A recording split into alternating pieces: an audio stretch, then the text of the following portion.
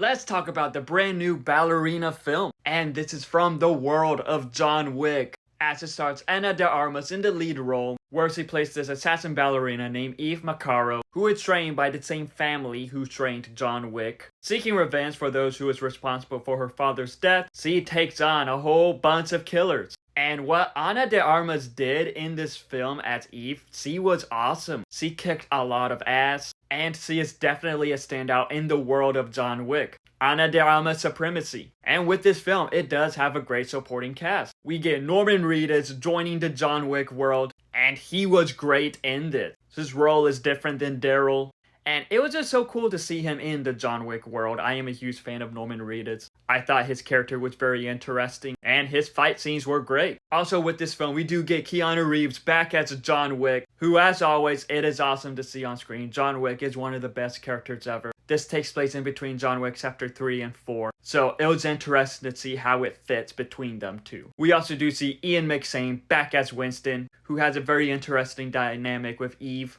It is always great to see more of him. And we do get the great Lance Reddick back in this film for one last time at Sauron. This was filmed before he sadly passed away, and it was just great to see him one last time in this. Seeing Sauron and Winston one last time, that was just great to see. Lance Reddick, he was the heart and soul of the franchise, and it is just going to be weird without him moving forward. With how this film is, it is definitely set in the John Wick universe as we get more epic action in this. Ana de Armas, she shows that she is a force to be reckoned with, kicking all this ass, doing all this crazy stuff, and it does have the same vibe that the other John Wick films have. So I am glad it continued with that vibe, with the themes, wanting revenge, and from the revenge part of the story, it was pretty entertaining. Like with this film, it is super entertaining, and the action, like I mentioned, it is amazing. It is epic to watch. This does expand more of the John Wick world. We learn more of the traditions of the Ruska Roma, who trained Eve, but also they trained John Wick. And like I mentioned before, I do believe that it did good connecting this between John Wick 3 and John Wick 4. I remember this film got pushed back a year because they had to do reshoots.